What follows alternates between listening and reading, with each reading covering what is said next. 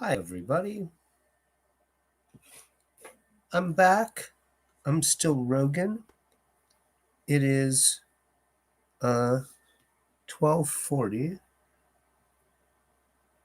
as I go live with another of my Lovecraft readings. We'll almost certainly finish the Dunwich Horror tonight unless I get distracted annotating with the chat again.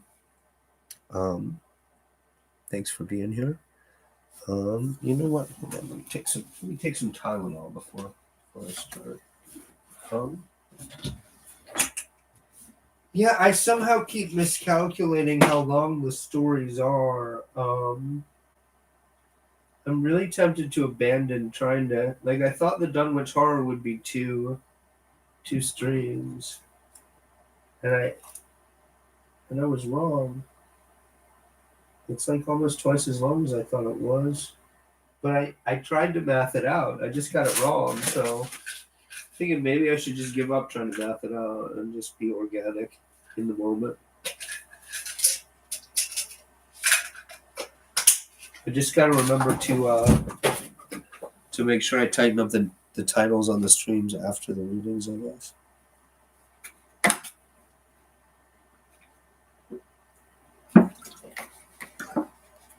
For later purposes, I have moved the computer slightly. I'm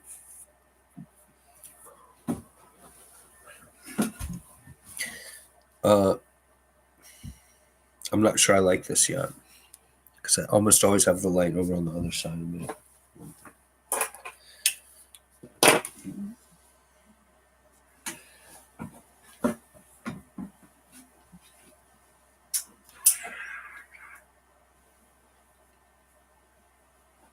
There it is.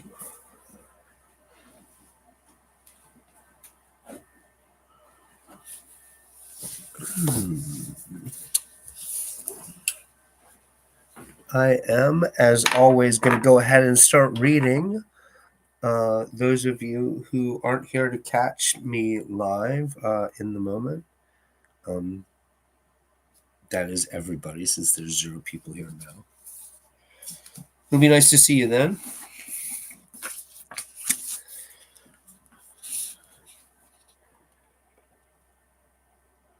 The conclusion of the Dunwich Horror by Howard Phillips Lovecraft. I do sometimes while I'm reading Lovecraft, I start to lean into this like almost fake Euro accent. Like you can almost hear that he's pretentious enough personally to sound vaguely English. Chapter 9. Friday morning, Armitage, Rice, and Morgan set out by motor for Dunwich, arriving at the village about 1 in the afternoon. The day was pleasant, but even in the brightest sunlight a kind of quiet dread and portent seemed to hover about the strangely domed hills and the deep, shadowy ravines of the stricken region. Now and then on some mountain top a gaunt circle of stones could be glimpsed against the sky. From the air of hushed fright at Osborne's store, they knew something hideous had happened, and soon learned of the annihilation of the Elmer Fry house and family. Throughout that afternoon they rode around Dunwich, questioning the natives concerning all that had occurred, and seeing for themselves with rising pangs of horror the drear Fry ruins with their lingering traces of the tarry stickiness, the blasphemous tracks in the Fry yard, the wounded Seth Bishop cattle, and the enormous swaths of disturbed vegetation in various places. The trail up and down Sentinel Hill seemed to Armitage of almost cataclysmic significance, and he looked long at the sinister altar-like stone on the summit. At length the visitors, apprised of a party of state police which had come from Aylesbury that morning in response to the first telephone reports of the Fry tragedy, decided to seek out the officers and compare notes as far as practicable. This, however, they found more easily planned than performed, since no sign of the party could be found in any direction. There had been 5 of them in a car, but now the car stood empty near the ruins in the Fry yard. The natives, all of whom had talked with the policeman, seemed at first as perplexed as Armitage and his companions. Then old Sam Hutchins thought of something and turned pale. nudging Fred far and pointing to the dank, deep hollow that yawned close by. God, he gasped. I telled him not to go down into the glen, and I never thought nobody'd do it with them tracks and that smell and the whippoorwills a screechin' down there in the dark of noonday. A cold shudder ran through natives and visitors alike, and every ear seemed strained in a kind of instinctive, unconscious listening. Armitage, now that he had actually come upon the horror and its monstrous work, trembled with the responsibility he felt to be his. Night would soon fall, and it was then that the mountainous blasphemy lumbered upon its eldritch course. Negotium perambulans in tenebris. The old librarian rehearsed the formula he had memorized. Is he going to translate that? Negotiam perambulans in tenebris means it walks by night. um, the old librarian rehearsed he really isn't going to translate it. Well, that's a mean, nerdy thing to do. It's Latin. It's just Latin. The old librarian rehearsed the formula he had memorized and clutched the paper containing the alternative one he had not memorized. He saw that his electric flashlight was in working order. Rice, beside him, took from a valise a metal sprayer of the sort used in combating insects, whilst Morgan uncased the big game rifle on which he relied despite his colleagues' warnings that no material weapon would be of help. Armitage, having read the hideous diary, knew painfully well what kind of a manifestation to expect, but he did not add to the fright of the Dunwich people by giving any hints or clues. He hoped that it might be conquered without any revelation to the world of the monstrous thing it had escaped. As the shadows gathered, the natives commenced to disperse homeward, anxious to bar themselves indoors, despite the present evidence that all human locks and bolts were useless before a force that could bend trees and crush houses when it chose. They shook their heads at the visitors' plan to stand guard at the Fry ruins near the glen, and as they left, had little expectancy of ever seeing the watchers again. Hello, the Waits Experience. Thank you so much for the donos every time, by the way. That's awesome. Yeah. If I have a better mic, I'll expand the audience for this a little bit, and then, yeah, I figure it'll pay for itself eventually. Um,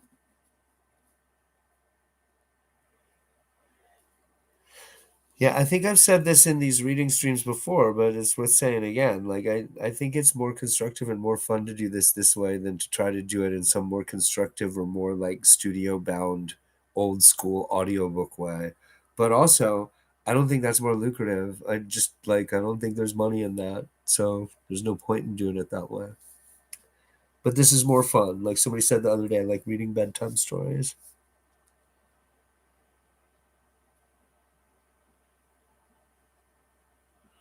Oh, right, right. Little expectancy of ever seeing the Watchers again. There were rumblings under the hills that night, and the whippoorwills piped threateningly. Once in a while, a wind, sweeping up out of Cold Spring Glen, would bring a touch of ineffable fetor to the heavy night air, such a fetor as all three of the Watchers had smelled once before, when they stood above a dying thing that had passed for 15 years and a half as a human being. But the looked-for terror did not appear. Whatever was down there in the glen was biding its time, and Armitage told his colleagues it would be suicidal to try to attack it in the dark. Morning came wanly, and the night sounds ceased. It was a gray, bleak day, with now and then a drizzle of rain, and heavier clouds seemed to be piling themselves up beyond the hills to the northwest. The men from Arkham were undecided what to do. Seeking shelter from the increasing rainfall beneath one of the few undestroyed Fry outbuildings, they debated the wisdom of waiting, or of taking the aggressive and going down into the glen in quest of their nameless monstrous quarry. The downpour waxed in heaviness, and distant peals of thunder sounded from far horizons. Sheet lightning shimmered, and then a forky bolt flashed near at hand as if descending into the accursed glen itself. The sky grew very dark, and the watchers hoped that the storm would prove a short, sharp one, followed by clear weather. It was still gruesomely dark when, not much over an hour later, a confused babble of voices sounded down the road. Another moment brought to view a frightened group of more than a dozen men, running, shouting, and even whimpering hysterically. Someone in the lead began sobbing out words, and the Arkham men started violently when those words developed a coherent form. "Oh, my God," the voice choked out. "It's a goin' again, and this time by day. It's out and a movin' this very minute, and only the Lord knows when it'll be on us all." The speaker panted into silence, but another took up his message. Nigh on an hour ago, Zeb Whately here heard the phone a-ringin', and it was Miss Corey, George's wife, that lives down by the junction. She says the hired boy Luther was out drivin' in the cows from the storm after the big bolt, when he sees all the trees a-bendin' at the mouth of the glen, opposite side to this, and smelt the same awful smell like he smelt when he found the big tracks last Monday mornin'. And he says they was a swishin', lappin' sound, more nor what the bendin' trees and bushes could make, and all on a sudden the trees along the road began to get pushed one side, and there was an awful stomping and splashing in the mud. But mind you, Luther, he didn't see nothing at all, only just the bending trees and underbrush. Then fur ahead where Bishop's Brook goes under the road, he heard a awful creaking and straining on the bridge, and says he could tell the sound of wood a starting to crack and split. And all the whiles he never see a thing, only them trees and bushes a bending. And when the swishing sound got very far off on the road towards Wizard Whately's and Sentinel Hill, Luther he had the guts to step up where he'd heard it first and look at the ground. It was all mud and water, and the sky was dark, and the rain was wiping out all tracks about as fast as could be. But beginning at the glen mouth where the trees had moved, they was still some of them awful prints big as barrels, like he had seen Monday. Zoe tried to get in my lap and sort of screwed me up there. Let me see if I can fix this so Zoe can. Zoe wants to lie in my lap. If I set that there?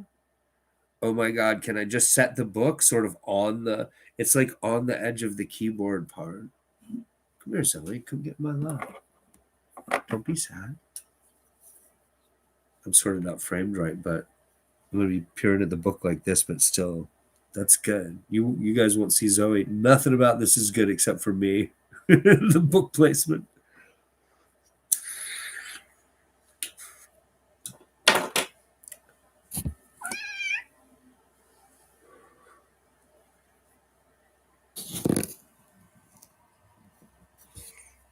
All right. What if you lie there and I put my glasses on?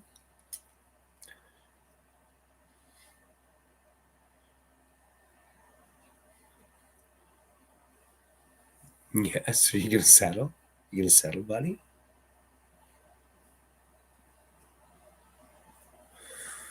At this point, the first excited speaker interrupted. But that ain't the trouble now. That was only the start. Zeb here was calling folks up and everybody was a-listening in when a call from Seth Bishop's cut in. His housekeeper Sally was carrying on fit to kill. She'd just seed the trees a-bending beside the road and says they was a kind of mushy sound, like a elephant puffing and treading and heading for the house. Then she up and spoke sudden of a fearful smell and says her boy Chancey was a-screaming as how it was just like what he smelt up to the Whately ruins Monday morning. And the dogs was all barking and whining awful. And then she let out a terrible yell and says the shed down the road had just caved in like the storm had blowed it over, only the wind wasn't strong enough to do that. Everybody was a-listening, and we could hear lots of folks on the wire a-gasping. I did deal with a party line some when I was a kid in Carroll County, Mississippi, believe it or not, at the end of the 70s when I was a very little kid. You would never have heard everybody gasping on the other end of the line while something loud was going on in the space you're in. So, though, for rhetorical purposes. He wants to remind us that everybody can hear it, is why he did that. Like I was explaining in the other stream, the party line, it means everybody can listen in on the phone call. Like, you just don't have any control over it. Everybody can listen in on any phone call you have if they want to. Like, they can just pick up the phone. You can hear that somebody picked up the phone. You hear the click.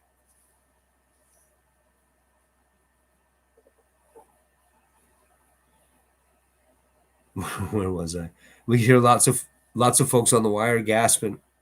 All to once, Sally, she yelled again and says the front yard picket fence had just crumbled up, though they weren't no sign of what done it. Then everybody on the line could hear Chancey and old Seth Bishop a-yelling new. Yelling too. His dialect misspellings is so annoying.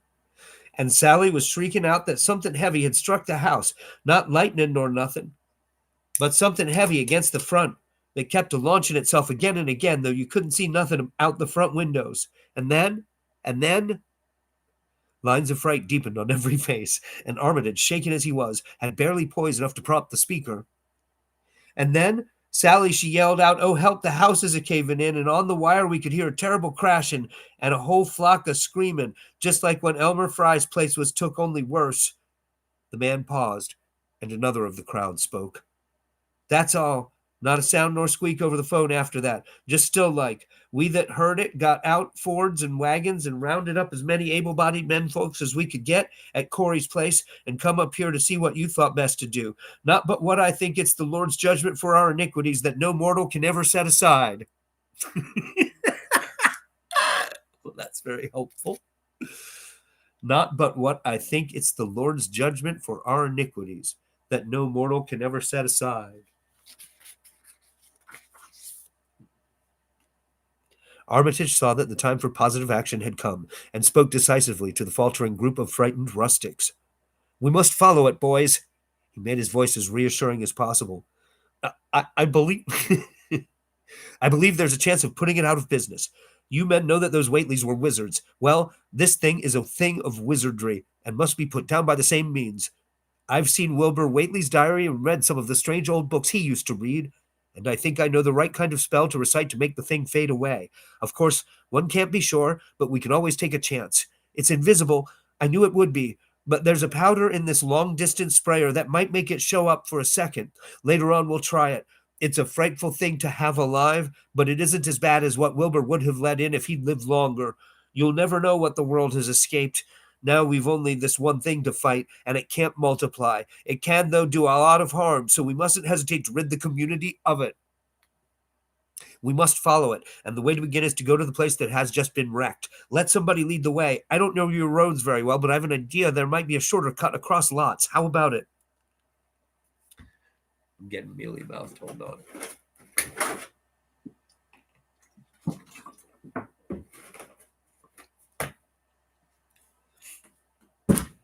What did I just put my chair down on? Nothing. It's not one of the cats, so we're good. I like how this is turned into reading to Zoe. That's what these streams are about.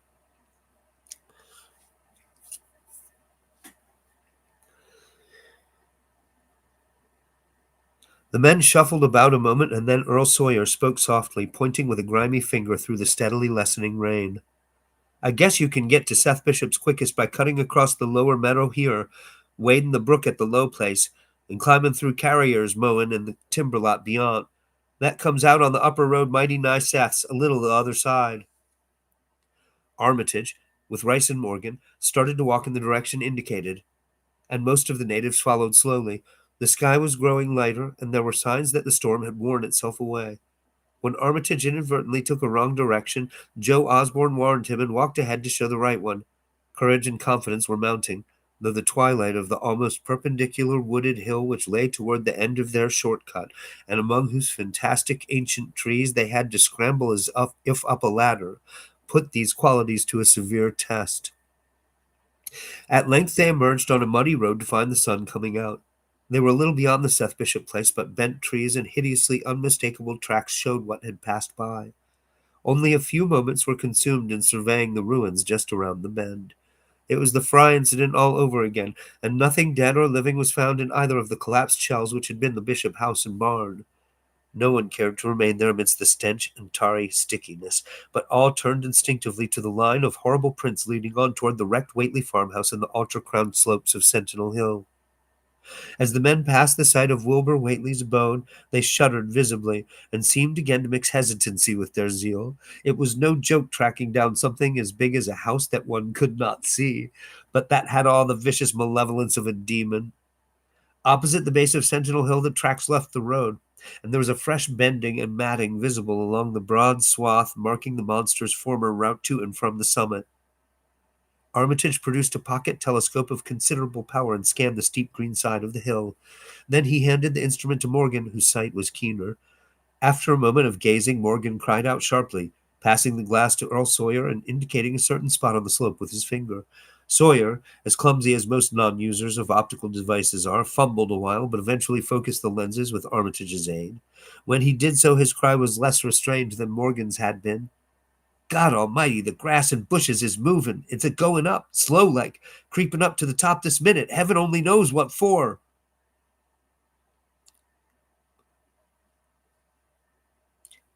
Then the germ of panic seemed to spread among the seekers.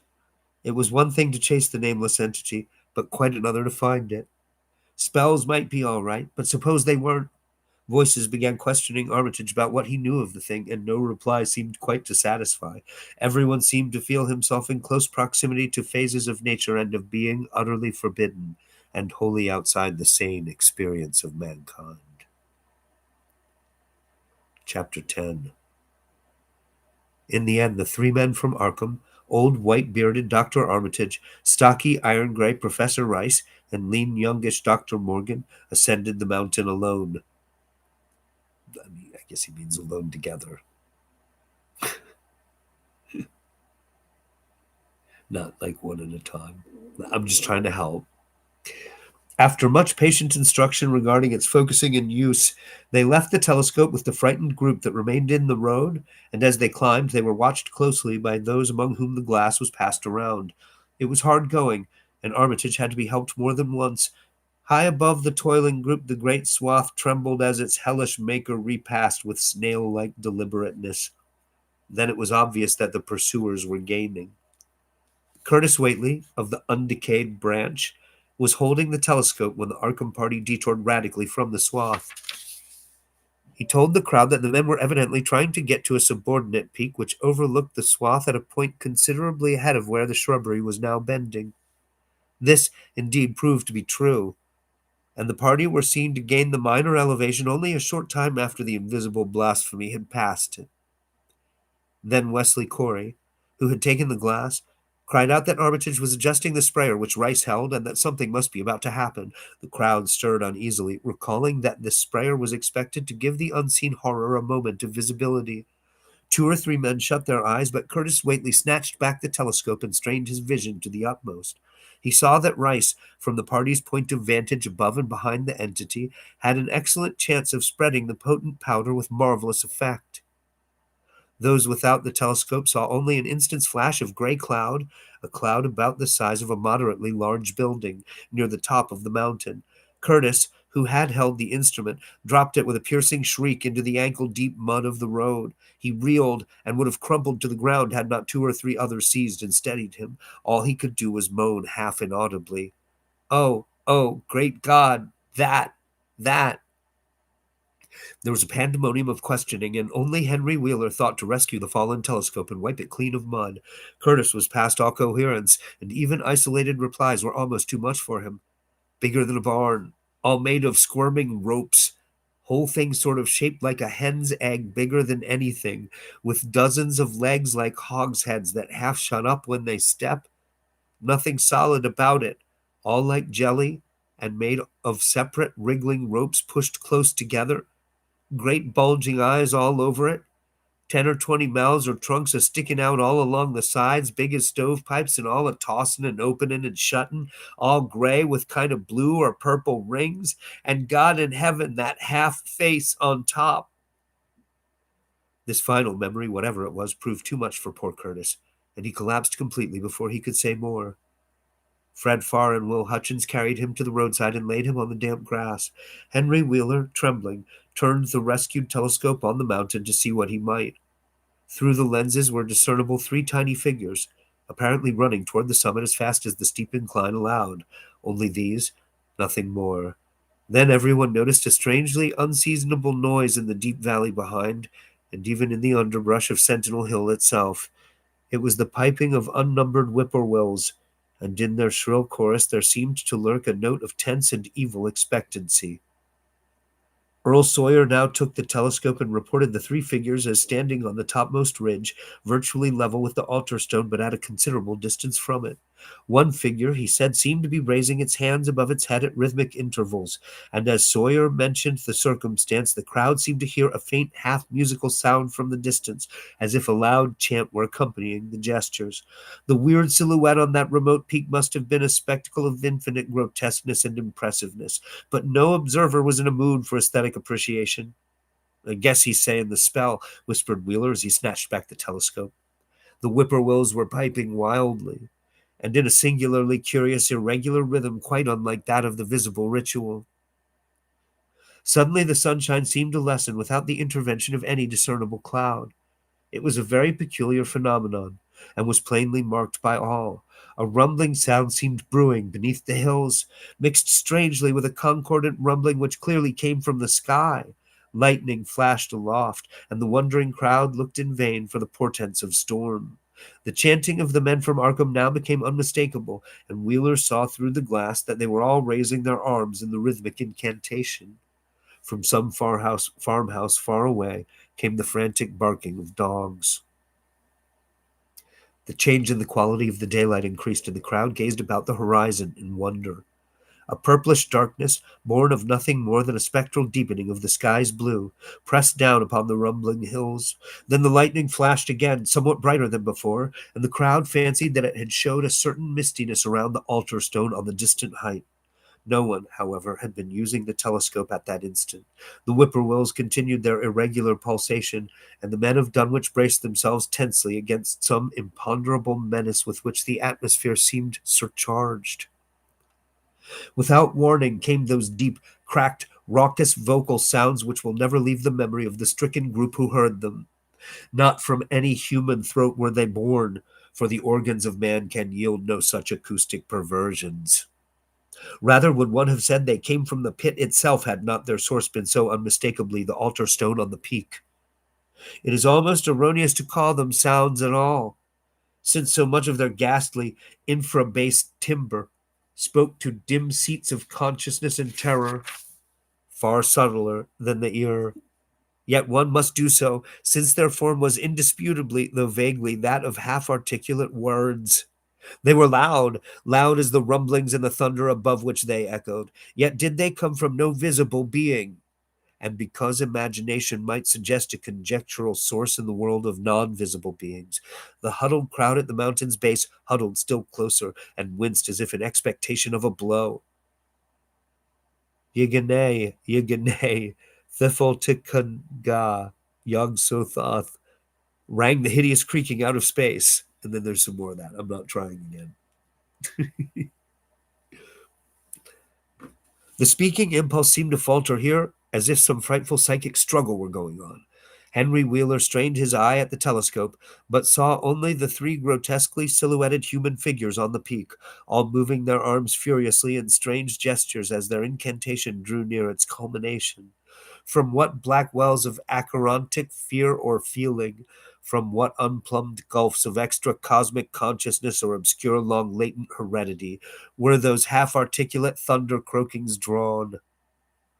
Presently they began to gather renewed force and coherence as they grew in stark, utter, ultimate frenzy.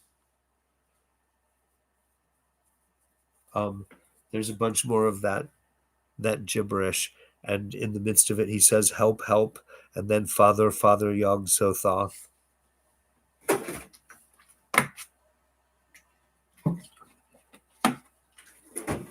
I guess it says. I guess the idea is it's an it, not a he going on here. But that was all. The pallid group in the road, still reeling at the indisputably English syllables that had poured thickly and thunderously down from the frantic vacancy beside that shocking altar stone, were never to hear such syllables again. Instead, they jumped violently at the terrific report which seemed to rend the hills, the deafening cataclysmic peal whose source, be it inner earth or sky, no hearer was ever able to place. A single lightning bolt shot from the purple zenith to the altar stone, and a great tidal wave of viewless force and indescribable stench swept down from the hill to all the countryside. Trees, grass, and underbrush were whipped into a fury, and the frightened crowd at the mountain's base, weakened by the lethal fetter that seemed about to asphyxiate them, were almost hurled off their feet. Dogs howled from the distance. Green grass and foliage wilted to a curious, sickly yellow-gray, and over field and forest were scattered the bodies of dead whippoorwills. The stench left quickly, but the vegetation never came right again. To this day there is something queer and unholy about the growths on and around that fearsome hill. Curtis Whately was only just regaining consciousness when the arc of men came slowly down the mountain in the beams of a sunlight once more brilliant and untainted. They were grave and quiet and seemed shaken by memories and reflections even more terrible than those which had reduced the group of natives to a state of cowed quivering. In reply to a jumble of questions, they only shook their heads and reaffirmed one vital fact. The thing has gone forever, Armitage said. It has been split up into what it was originally made of and can never exist again. It was an impossibility in a normal world. Only the least fraction was really matter in any sense we know. It was like its father, and most of it has gone back to him in some vague realm or dimension outside our material universe, some vague abyss out of which only the most accursed rites of human blasphemy could even have called him for a moment on the hills. There was a brief silence, and in that pause the scattered senses of poor Curtis Whately began to knit back into a sort of continuity, so that he put his hands to his head with a moan. Memory seemed to pick itself up where it had left off, and the horror of the sight that had prostrated him burst in upon him again. Oh my God, that half-face! That half-face on top of it! That face with the red eyes and crinkly albino hair and no chin like the Whateleys! It was a octopus, centipede, spider kind of thing, but they was a half-shaped man's face on top of it, and it looked like Wizard Whately's, only it was yards and yards across. He paused, exhausted, as the whole group of natives stared in bewilderment not quite crystallized into fresh terror. Only old Zebulon Whately, who wonderingly remembered ancient things but who had been silent heretofore, spoke aloud. 15 year gone, he rambled. I heard old Whately say as how some day we'd hear a child of Lavinies a-calling its father's name on the top of Sentinel Hill. But Joe Osborne interrupted him to question the Arkham men anew. What was it, anyhow? And however did young Wizard Whately call it out of the air it came from? Armitage chose his words very carefully. It was, well, it was mostly a kind of force that doesn't belong in our part of space, a kind of force that acts and grows and shapes itself by other laws than those of our sort of nature. We have no business calling in such things from outside, and only very wicked people and very wicked cults ever try to. There was some of it in Wilbur Whately himself, enough to make a devil and a precocious monster of him, and to make his passing out a pretty terrible sight. I'm going to burn his accursed diary, and if you men are wise, you'll dynamite that altar stone up there and pull down all the rings of standing stones on the other hills. Things like that brought down the beings those Whateleys were so fond of, the beings they were going to let intangibly to wipe out the human race and drag the earth off to some nameless place for some nameless purpose. But as to the thing we've just sent back, the Whateleys raised it for a terrible part in the doings that were to come. It grew fast and big for the same reason that Wilbur grew fast and big, but it beat him because it had a greater share of the outsideness in it. You needn't ask how Wilbur called it out of the air. He didn't call it out. It was his twin brother, but it looked more like the father than he did. The end. I said in the description that I was going to back up and read Cool Air, but I think I'd rather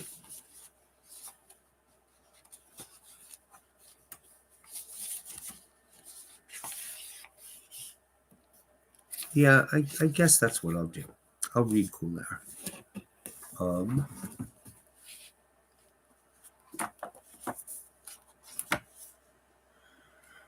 I wish there was a way to disable the keyboard on the laptop so you just lay the book here and peer into it like this.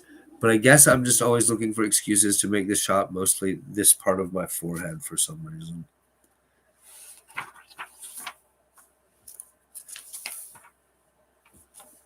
I should be obsessed with hiding my balding head. I'm supposed to care. That's the way I'm supposed to care. I'm not supposed to be thinking maybe shoving my forehead up against the camera is just a thing my channel is about. Maybe there's nothing I can really do about that. Maybe I shouldn't want to fix that. No, I want to fix that. Don't Don't get me wrong. Cool Air. Page 373. I don't remember why I skipped this when I was doing readings from this part of the collection. These shorter, earlier stories I read in different random streams. I wasn't breaking them off as standalone readings yet then.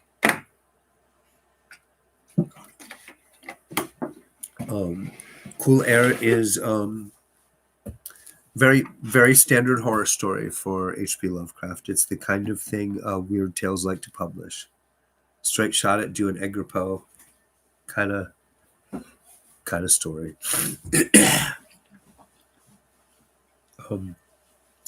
Also, one of the first stories I really loved by Lovecraft. I had a paperback called The Color Out of Space, and I think the first three stories were The Color Out of Space and Cool Air and The Picture in the House. Cool Air by Howard Phillips Lovecraft. You ask me to explain why I am afraid of a draught of cool air, why I shiver more than others upon entering a cold room, and seem nauseated and repelled when the chill of evening creeps through the heat of a mild autumn day. There are those who say I respond to cold as others do to a bad odor, and I am the last to deny the impression. What I will do is to relate the most horrible circumstance I ever encountered, and leave it to you to judge whether or not this forms a suitable explanation of my peculiarity. It is a mistake to fancy that horror is associated inextricably with darkness, silence, and solitude.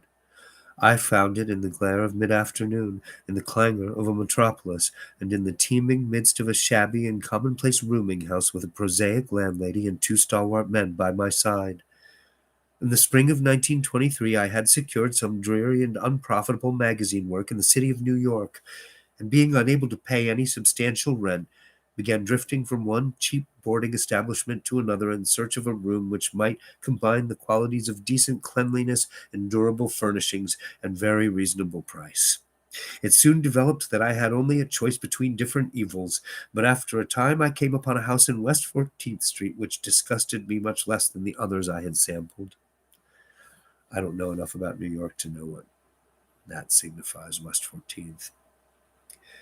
The place was a four-story mansion of brownstone, dating apparently from the late 40s, that'd be 1840s, and fitted with woodwork and marble whose stained and sullied splendor argued a descent from high levels of tasteful opulence.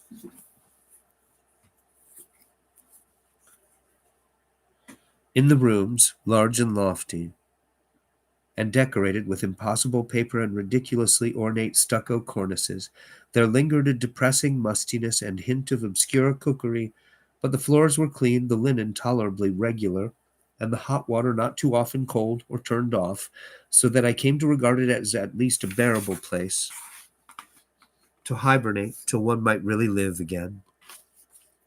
The landlady, a slatternly, almost bearded Spanish woman named Herrero, really, man? Man, he just Lovecraft just never misses a chance to kick down or just kick. I once knew a guy in Tampa. This is a black dude. He's a drug dealer. He's a big Lovecraft fan. And I was like, how do you, as a black guy reading Lovecraft, how do you square that? How do you deal with the racism? And he said, man, that guy hated everybody.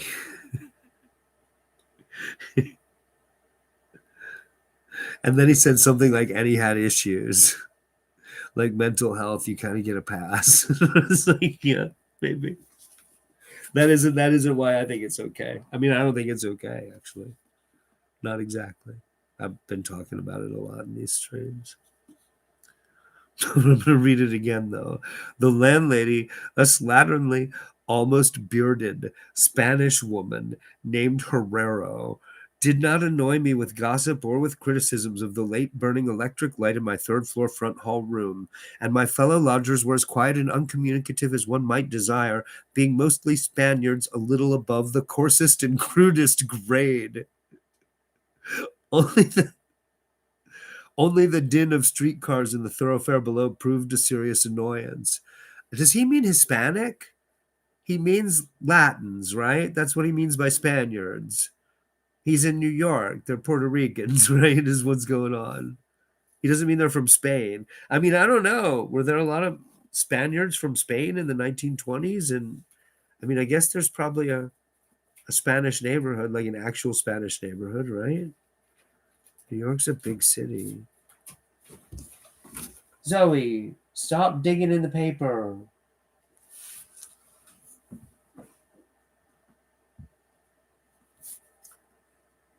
I had been there about 3 weeks when the first odd incident occurred. One evening at about 8, I heard a spattering on the floor and became suddenly aware that I had been smelling the pungent odor of ammonia for some time. Looking about, I saw that the ceiling was wet and dripping, the soaking apparently proceeding from a corner on the side toward the street. Zoe, you gotta stop, buddy. You can't do that yet. Come on, stop tearing up the paper. You have to be nice if you are in there. Don't make me shoot you. All right? See? Be good. All right?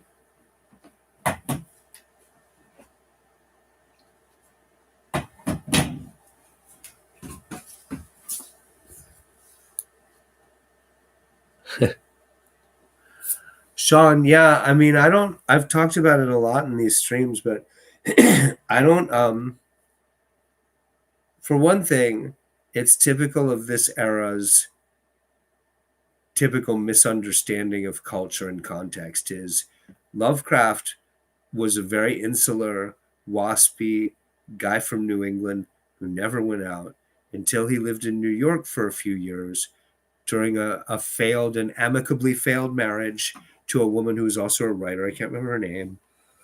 But basically the drift goes he really hated foreigners and immigrants and non-white people when he moved to New York, but he really just didn't like urban living. And while he was there, he learned to be sort of an egalitarian and a socialist. And he didn't live long enough for that to really develop fully in his work. But reading him in order, reading the major work in order, you can see it develop that he's so insightful in terms of psychological architecture on like the Jungian sublevel that you can see his paranoia and racism develop out of his work, story to story, and develop into a sort of a peculiar, mystical, like overwhelmed by wonder kind of horror. And I think Lovecraft's really key to understanding American racial politics. He has this weird, like, being white isn't really a thing, it's a construct. Being black or non-white in this context, in this apositional American race dialectic, is also a construct. Lovecraft's writing really carefully and clearly explores that. This story actually does not. It's just a Hispanic neighborhood that the story's set in. Like that doesn't really play in this, but it is that detail is just a racist crack about a random character. That's really typical of the pulp literature of his time too. I can't really print it out yet, but I did start to read Weird Tales #1, Volume 1, #1. Like somebody has scanned a whole bunch of original Weird Tales. You can just download them. And I've read about the first 7 or 8 stories in the first issue. So for one thing, contrary to popular belief and critical report, there's a lot of really fun pulp writing in Weird Tales. Like the level of the writing is pretty high. It's at least as fun as reading Reddit posts. It's pretty good for trash literature. The random writers I've never heard of. Like I've only run across one writer I've heard of in the set from the first issue. Um, yeah, Sean, it's but this specific flavor of racism, this odd sort of race paranoia, there's lots of sort of eugenics toned ideas about barbaric versus civilized.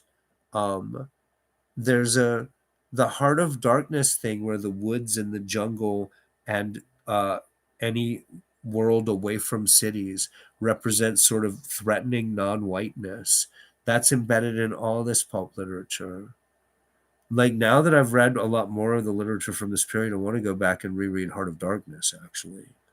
um yeah, Mark Twain's really, he's more problematic for reading and discussing because he'll totally fight for civil rights and then have a chapter all about how black people are stupid and funny. It's like it's really, you know, his his take seems to sort of be like, we should do our best to protect and help these poor blighted bastards and uplift them from the scum from which they came. It's like Twain is great when he's not dealing with race. Actually, I don't.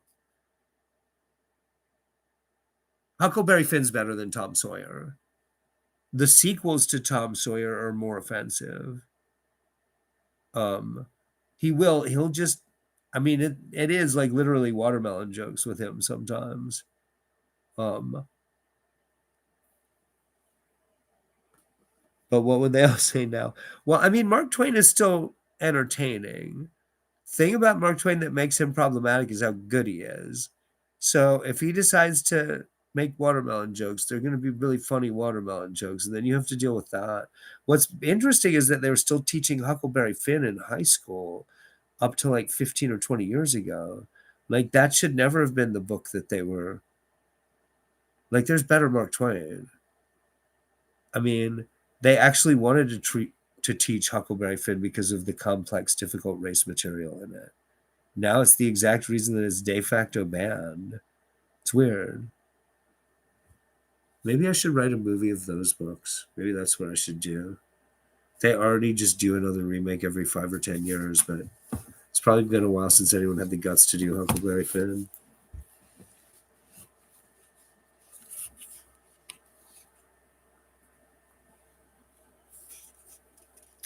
Um, yeah, Sean, this is one of the reasons to do these readings live stream too, is to insert commentary and discussion on the fly.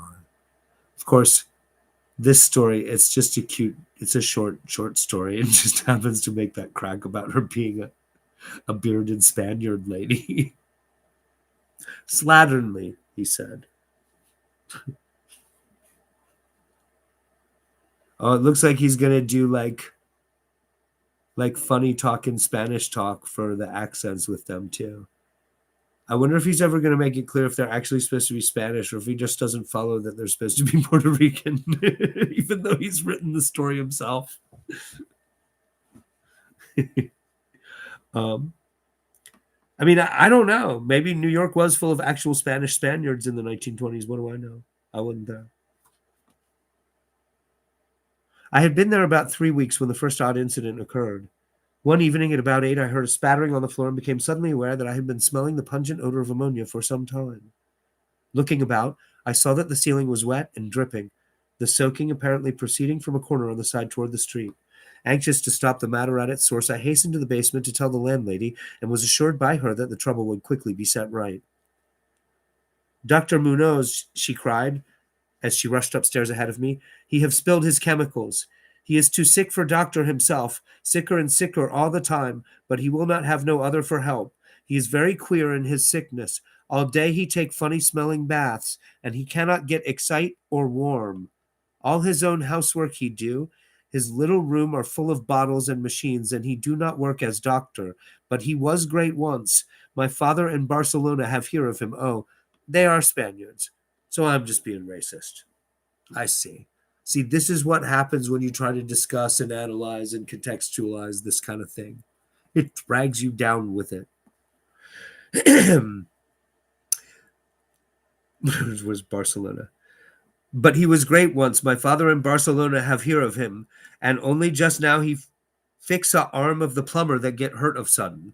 He never go out, only on roof, and my boy Esteban, he bring him his food and laundry and medicines and chemicals. My God, the sal ammoniac that man used for keep him cool.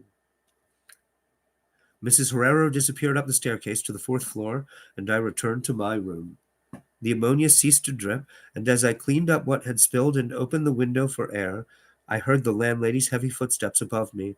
Dr. Munoz I had never heard, save for certain sounds as of some gasoline-driven mechanism, since his step was soft and gentle. I wondered for a moment what the strange affliction of this man might be, and whether his obstinate refusal of outside aid were not the result of a rather baseless eccentricity. There is, I reflected tritely, an infinite deal of pathos in the state of an eminent person who has come down in the world. I'll say. I might never have known Dr. Munoz had it not been for the heart attack that suddenly seized me one forenoon as I sat writing in my room. Physicians had told me of the danger of those spells, and I knew there was no time to be lost. So, remembering what the landlady had said about the invalid's help of the injured workman, I dragged myself upstairs and knocked feebly at the door above mine. My knock was answered in good English by a curious voice some distance to the right, asking my name and business, and these things being stated, there came an opening of the door next to the one I had sought.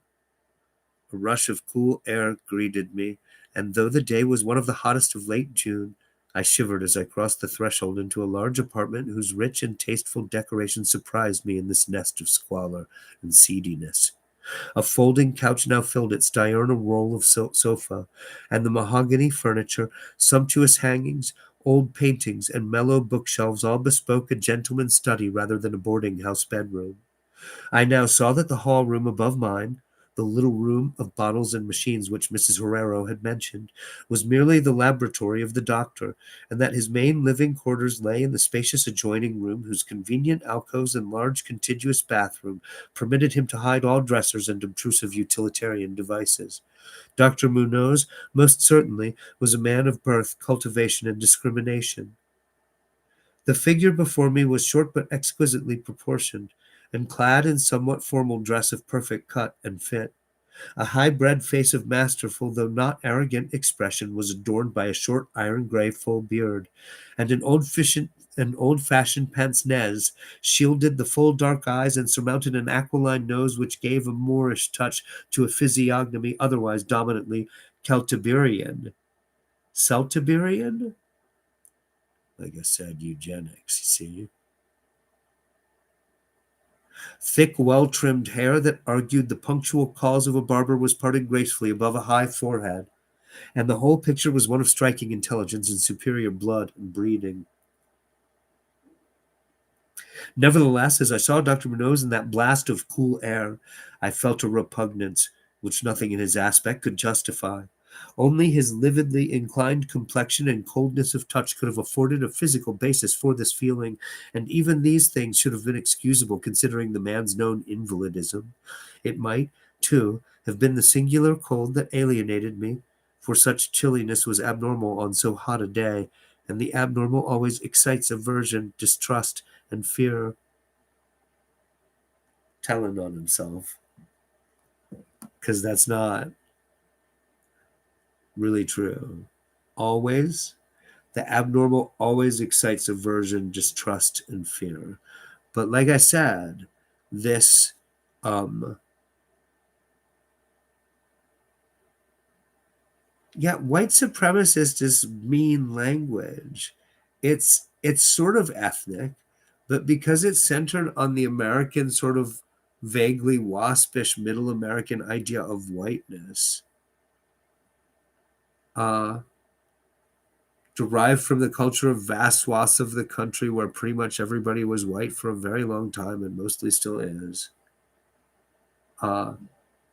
It's not really about race or ethnicity. It's about culture. And so everyone who's real focused on it is real paranoid because they know it's a house of cards. They didn't have gene screens back then 100 years ago. Lovecraft himself looks, what's the word, Moorish. A Moorish touch. I don't know what his racial background is, actually. It's telling that I don't, though. He's white. Tell you that. He's white as hell. He's as white as we are, you and me.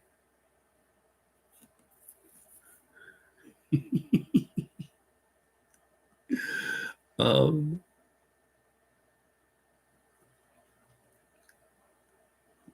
the abnormal always excites aversion, distrust, and fear. I really thought when I was reading it, the abnormal always excites. I thought, yeah, he's onto something. The abnormal always excites aversion, distrust, and fear. Oh, you're uptight. I see. I see. I'm not taking him to an Indian restaurant. I'll tell you that. But repugnance was soon forgotten in admiration. For the strange physician's extreme skill at once became manifest despite the ice coldness and shakiness of his bloodless looking hands.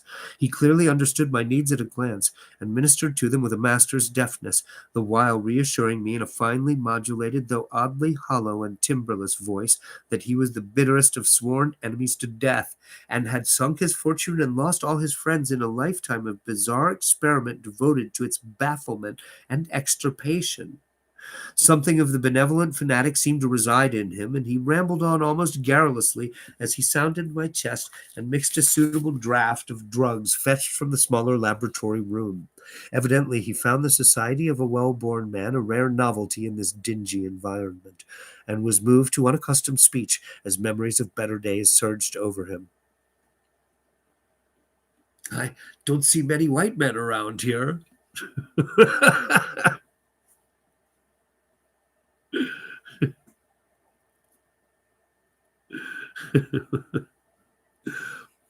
um,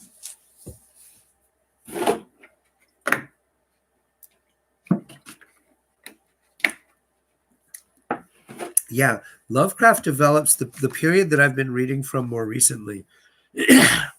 There's a stretch where the race politics aren't really in play, like the novel I just read for several days, Case of Charles Dexter Ward. And when he comes back to the Cthulhu stuff, you'll see uh, there's a sort of arch distance from the paranoia of his main characters. He's modulated his understanding of otherness and outsideness in a mystical and spiritual sense. If he'd lived 10 more years, he would have done his best work.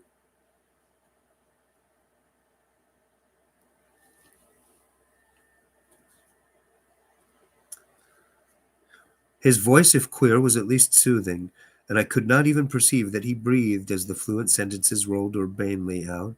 He sought to distract my mind from my own seizure by speaking of his theories and experiments, and I remember his tactfully consoling me about my weak heart by insisting that will and consciousness are stronger than organic life itself, so that if a bodily frame be but originally healthy and carefully preserved, it may, through a scientific enhancement of these qualities, retain a kind of nervous animation despite the most serious impairments, defects, or even absences in the battery of specific organs. He might, he half jestingly said, some day teach me to live, or at least to possess some kind of conscious existence without any heart at all.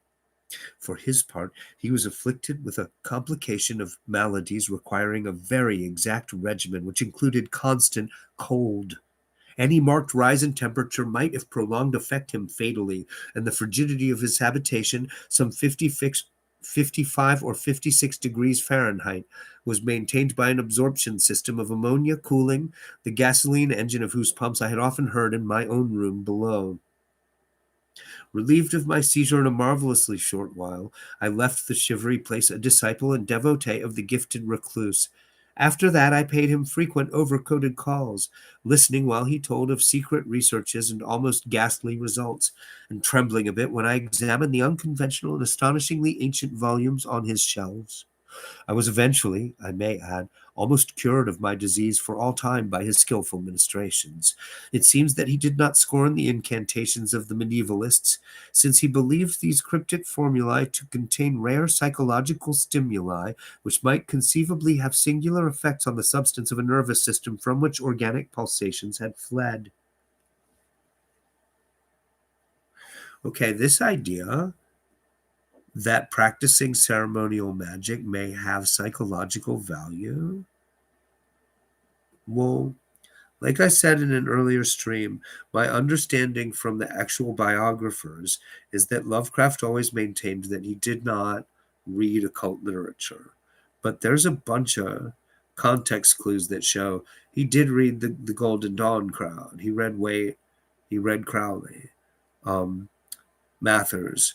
Uh, that idea is very Aleister Crowley. It's very chaos magic, and not many people were talking like that about that kind of thing when this was written. Like, really, not many.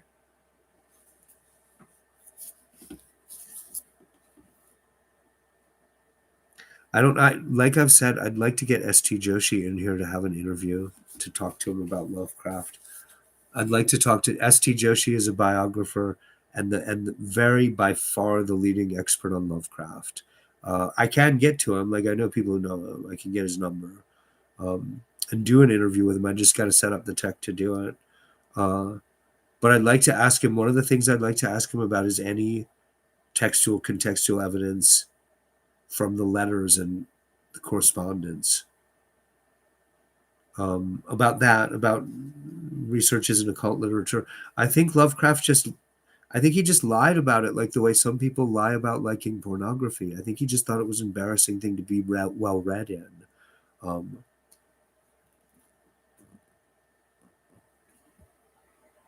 Relieved of my seizure. Oh, right, right. I was touched by his account of the aged Dr. Torres of Valencia, who had shared his earlier experiments with him through the great illness of 18 years before, whence his present disorders proceeded. No sooner had the venerable practitioner saved his colleague than he himself succumbed to the grim enemy he had fought.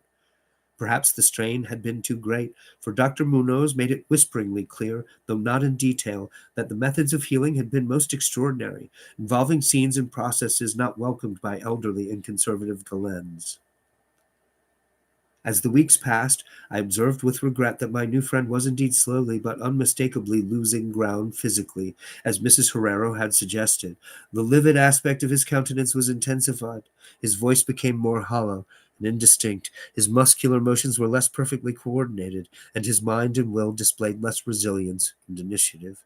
Of this sad change he seemed by no means unaware, and little by little his expression and conversation both took on a gruesome irony which restored in me something of the subtle repulsion I had originally felt. He developed strange caprices, acquiring a fondness for exotic spices and Egyptian incense till his room smelled like the vault of a sepulchred pharaoh in the Valley of Kings. At the same time, his demands for cold air increased, and with my aid, he amplified the ammonia piping of his room and modified the pumps and feet of his refrigerating machine till he could keep the temperature as low as 34 degrees or 40 degrees, and finally even 28 degrees. The bathroom and laboratory, of course, being less chilled, in order that water might not freeze and that chemical processes might not be impeded. The tenant adjoining him complained of the icy air from around the connecting door, so I helped him fit heavy hangings to obviate the difficulty. A kind of growing horror of outre and morbid cast seemed to possess him. He talked of death incessantly, but laughed hollowly when such things as burial or funeral arrangements were gently suggested. All in all, he became a disconcerting and even gruesome companion. Yet in my gratitude for his healing, I could not well abandon him to the strangers around him, and was careful to dust his room and attend to his needs each day, muffled in a heavy ulster which I bought especially for the purpose. Um, this is an example of what I mean by. So I started to say that Lovecraft's insight into race politics is clearly somewhat unintentional is the wrong word. He's like David Lynch. He digs deep into the subconscious, into the Jungian substrata for story material. So he's already established this idea between them that these two guys are, like I said, white men, right? They're classy. They got substance. He talks educated. This guy talks educated. That's why they're pals. Uh, they're also isolated by the refrigeration. To hang out with the refrigerated guy, he starts wearing coats all the time, uh, which has a weird sort of distant implication, sort of subtext in regards to inbreeding and physical ailments caused by it. You can't come through here right now, Zoe. You have to come the other way. You can't come through. Just a reflection of the time period. Well, I don't think it's a negative thing in Lovecraft. Uh, I only find his racism offensive once or twice in the entire body of fiction. Uh, and it is literally on the level of a friend who makes racist cracks when he's drunk about the neighbors. Like, I mean, that's literally what he did here. A slatternly Spanish woman with practically a mustache. Just fucking rude, dude. Like, I'm not writing it is putting it out there, but I think Lovecraft is a really important study. I think it's actually the most interesting, one of the most interesting things about his work. And I think because he's a because it's fantasy fiction, it makes it easier to approach these ideas about race politics. Uh, I think all the great fantasy fiction of this era is all about race politics. The Flash Gordon comic strip and Lord of the Rings by Tolkien are also good examples. Uh, our era's cowardice about discussing the politics of race in any interesting or insightful way, it makes us afraid of some of the best literature of this time, and the literature we do read. Like, there's this weird conversation about Lovecraft that's, I'm not even sure what the defense is. But when I talk to the other guys who are big defenders of Lovecraft and I say, we should read him for his racism, he's insightful, it's intelligent, it provides commentary, it tells us about our times and our culture, and his times in their culture and the way it's changed, which isn't much in some ways. Um, but it's really, I mean, think about the way Europeans think about reading Lovecraft in translation. American white versus black, uh, duality based race politics, and the way that a history of slavery, of race based slavery, and an economic playing field tilted because of it in a bunch of directions is all over our history. It's Lovecraft is a really good place to try to start to understand that. Like, these asides, these cracks he makes, that's not the way race is most places. Like, foreign people have trouble understanding that there's real hate and stupidity embedded in the local racism always between white people and black people here. And the Asian immigrants often have trouble even understanding why they're part of this at all. Like, um, and there's the fear of immigrants is really big with him. His it's yeah, it's not just his time, it's the publisher too. Like I said, I've read about a third of the first issue of Weird Tales, which is a lot of prose. They must have been huge.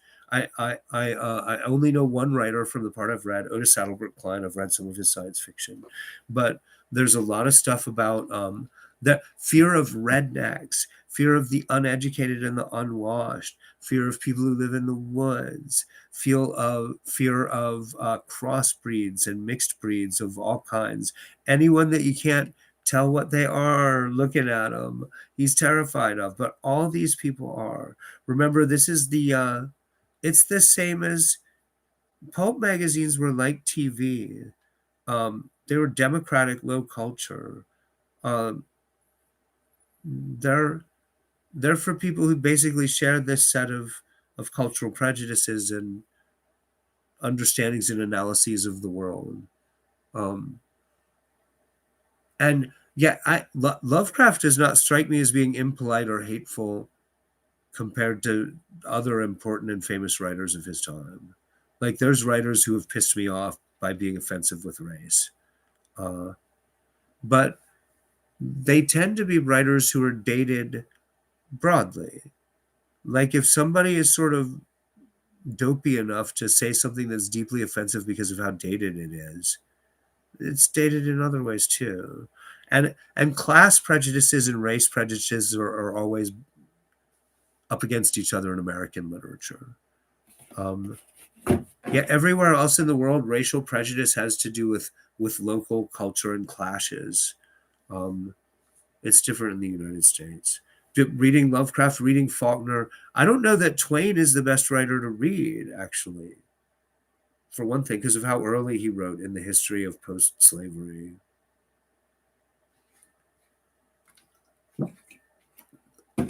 And I don't at all know enough or much about the black writers to read on the subject.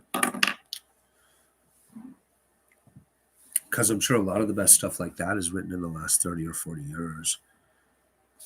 Um, Maybe even more recently. Um, yeah, yeah. I think he should be taught and understood in the context of watching the racial issues develop in his work. But I also, strictly speaking, I don't find this offensive. The crack about the Spanish woman with the mustache. I mean, I do. Like, if he was standing next to me, I'd be like, "What the fuck, dude?" Like, but I wouldn't like. That's exactly how I would be about it. So, you know,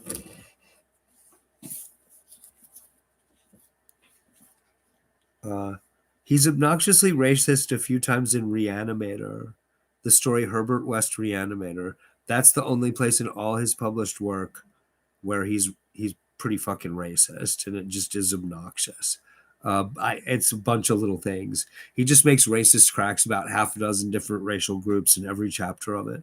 But he might have actually been consciously playing into an extra racist editor by doing that. Because, like I said, when I started reading Weird Tales Volume One, Number One, those kinds of race and class prejudices are all over all that fiction. And yeah, looking back, the high tone stuff from that period also is agitated about race politics. Heart of Darkness by Conrad.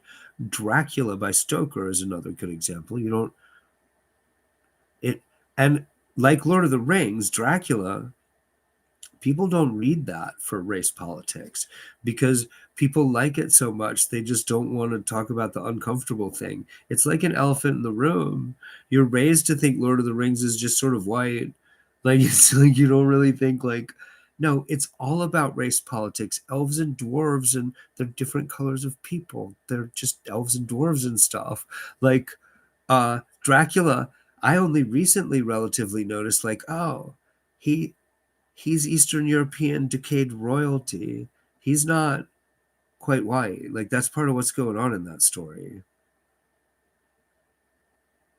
I really didn't notice that until like the last time I came back to Dracula like 5 or 10 years ago. It was like, oh, it's like Svengali. How could I not notice that?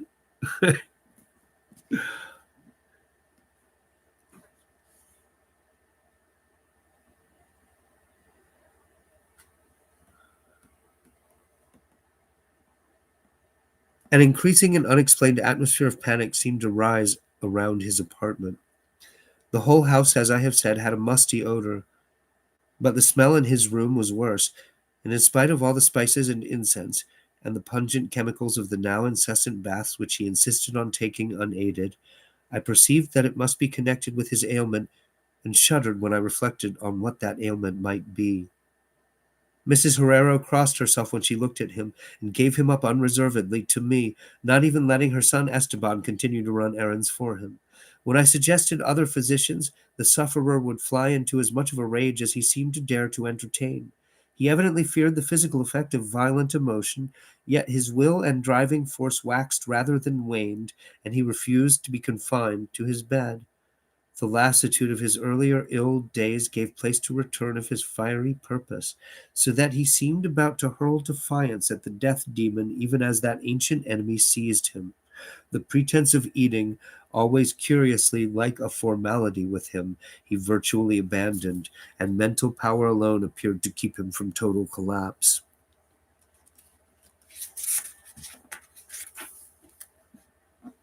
He acquired a habit of writing long documents of some sort, which he carefully sealed and filled with injunctions that I transmit them after his death to certain persons whom he named, for the most part lettered East Indians, but including a once celebrated French physician now generally thought dead, and about whom the most inconceivable things had been whispered. As it happened, I burned all these papers undelivered and unopened. His aspect and voice became utterly frightful, and his presence almost unbearable. One September day, an unexpected glimpse of him induced an epileptic fit in a man who had come to repair his electric desk lamp, a fit for which he prescribed effectively whilst keeping himself well out of sight. That man, oddly enough, had been through the terrors of the Great War without having incurred any fright so thorough. Then, in the middle of October, the horror of horrors came with stupefying suddenness.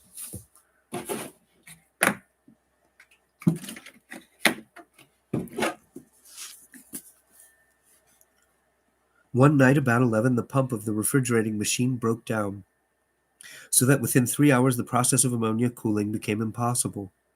Dr. Munoz summoned me by thumping on the floor, and I worked desperately to repair the injury while my host cursed in a tone whose lifeless, rattling hollowness surpassed description. My amateur efforts, however, proved of no use, and when I had brought in a mechanic from a neighboring all-night garage, we learned that nothing could be done till morning, when a new piston would have to be obtained. The moribund hermit's rage and fear, swelling to grotesque proportions, seemed likely to shatter what remained of his failing physique, and once a spasm caused him to clap his hands to his eyes and rush into the bathroom. He groped his way out with face tightly bandaged, and I never saw his eyes again. The frigidity of the apartment was now sensibly diminishing, and about 5 a.m. the doctor retired to the bathroom, commanding me to keep him supplied with all the ice I could obtain at all-night drugstores and cafeterias. As I would return from my sometimes discouraging trips and lay my spoils before the closed bathroom door, I could hear a restless splashing within and a thick voice croaking out the order for more, more. At length a warm day broke, and the shops opened one by one. I asked Esteban either to help with the ice fetching whilst I obtained the pump piston, or to order the piston while I continued with the ice, but instructed by his mother, he absolutely refused. It's worth pointing out this is again a measure of when this was written, mid 1920s. Uh, air conditioning equipment, yeah, very odd specialty equipment. Um, so like they couldn't, wheel him down to the walk-in fridge at the corner restaurant and bribe them to park him in there for a while. Nothing like that. Uh, Ice is coming from ice houses. Uh, Yeah, much more expensive than ice. Um, but yeah, he's got the only air conditioner, like the only one. It's practically science fiction. Finally, I hired a seedy-looking loafer whom I encountered on the corner of 8th Avenue to keep the patient supplied with ice from a little shop where I introduced him, and applied myself diligently to the task of finding a pump piston and engaging workmen competent to install it. The task seemed interminable, and I raged almost as violently as the hermit when I saw the hours slipping by in a breathless, foodless round of vain telephoning and a hectic quest from place to place, hither and thither by subway and surface car. About noon, I encountered a suitable supply house far downtown, and at approximately 1:30 p.m. arrived at my boarding place with the necessary paraphernalia and 2 sturdy and intelligent mechanics. I had done all I could and hoped I was in time. Black terror, however, had preceded me. The house was in utter turmoil, and above the chatter of awed voices I heard a man praying in a deep basso. Fiendish things were in the air, and lodgers told over the beads of their rosaries as they caught the odor from beneath the doctor's closed door. The lounger I had hired, it seems, had fled screaming and mad-eyed not long after his second delivery of ice, perhaps as a result of excessive curiosity. He could not, of course, have locked the door behind him, yet it was now fastened, presumably from the inside. There was no sound within save a nameless sort of slow, thick dripping. Briefly consulting with Mrs. Herrero and the workmen, despite a fear that gnawed my inmost soul, I advised the breaking down of the door, but the landlady found a way to turn the key from the outside with some wire device. We had previously opened the doors of all the other rooms on that hall and flung all the windows to the very top. Now, noses protected by handkerchiefs, we tremblingly invaded the accursed south room which blazed with the warm sun of early afternoon. A kind of dark, slimy trail led from the open bathroom door to the hall door, and thence to the desk, where a terrible little pool had accumulated. Something was scrawled there in pencil in an awful blind hand on a piece of paper, hideously smeared as though by the very claws that traced the hurried last words. Then the trail led to the couch and ended unutterably. What was, or had been, on the couch I cannot and dare not say here. But this is what I shiveringly puzzled out on the stickily smeared paper before I drew a match and burned it to a crisp, what I puzzled out in terror as the landlady and two mechanics rushed frantically from that hellish place to babble their incoherent stories at the nearest police station. The nauseous words seemed well nigh incredible in that yellow sunlight, with the clatter of cars and motor trucks ascending clamorously from crowded 14th Street. Yet I confess that I believed them then. Whether I believe them now, I honestly do not know. There are things about which it is better not to speculate, and all that I can say is that I hate the smell of ammonia and grow faint at a draught of unusually cool air.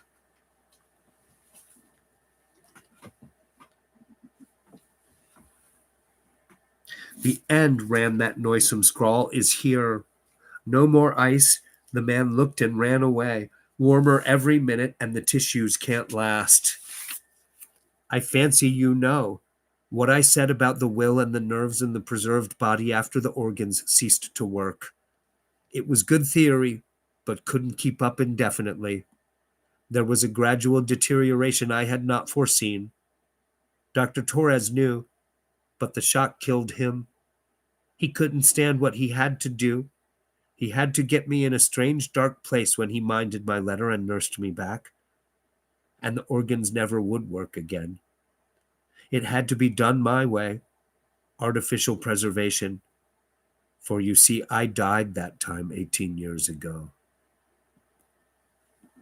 The end. Yeah, the next story, actually chronologically, is The Call of Cthulhu, which is the pivot point. The Call of Cthulhu is a tremendous leap forward in his body of work, incredibly more sophisticated and complex, and it's where race politics become something considered and centered.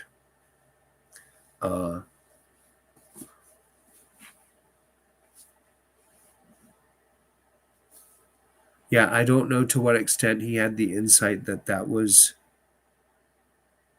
appropriately respondent to the expectations of the magazines he was writing for. Like I said, I'd like to ask Joshi about that stuff. I'm going to duck out, you guys. Thanks for being in here. This ran kind of long because we were talking, but it's cool. I love H.P. Lovecraft. He's one of my favorite writers. I will be in here again tomorrow night, God willing. See you guys then. Thanks a lot, everybody. I will say again, as you guys know, I'm trying to pull together as much money as possible to leave town on December 29th. Donos to the YouTube button will come in at the end of January, not in time to save me moving. The PayPal link is for that. I'll see you guys in the next one. Thanks a lot.